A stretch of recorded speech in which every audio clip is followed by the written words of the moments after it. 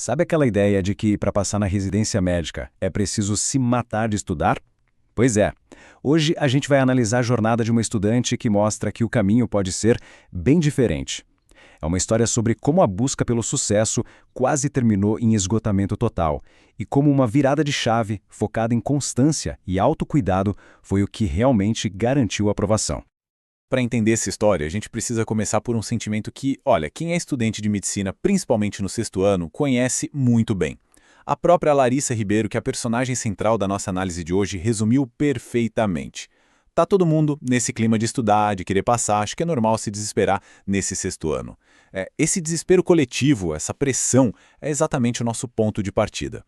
Então, vamos lá. O primeiro ato dessa história é o grande desafio da residência. É uma fase que não é só sobre a concorrência, que já é altíssima, né? Mas é sobre aquela sensação, aquela pilha de que a gente precisa saber tudo, abraçar o mundo, engolir todos os livros de uma vez.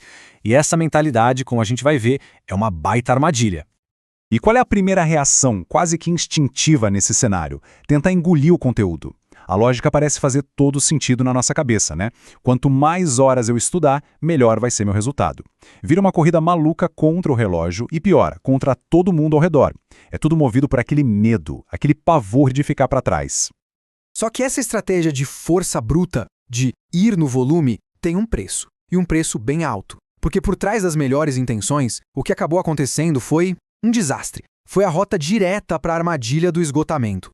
Olha só esse mapa da tragédia, basicamente. A jornada começa lá em cima, com motivação a 1000.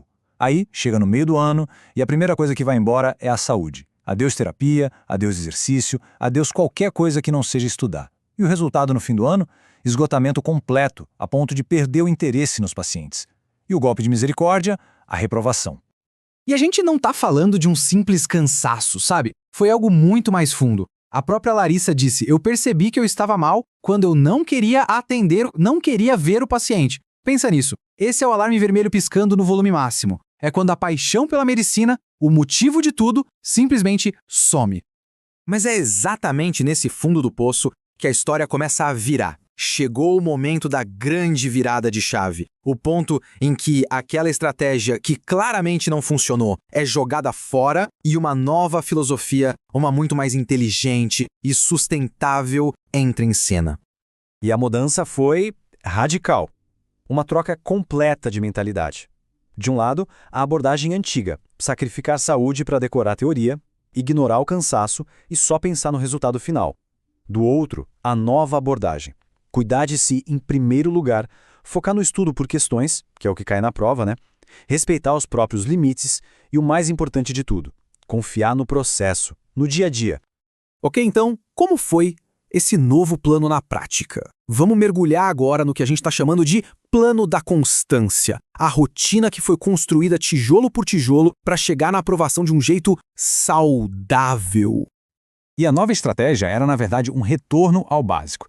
4 pilares bem simples, mas que mudam tudo. Primeiro, terapia. Saúde mental como prioridade número 1. Segundo, exercício físico, aquela válvula de escape que todo mundo precisa. Terceiro, estudo focado, ou seja, parar de querer ler tudo e ir direto para o que importa, provas e questões.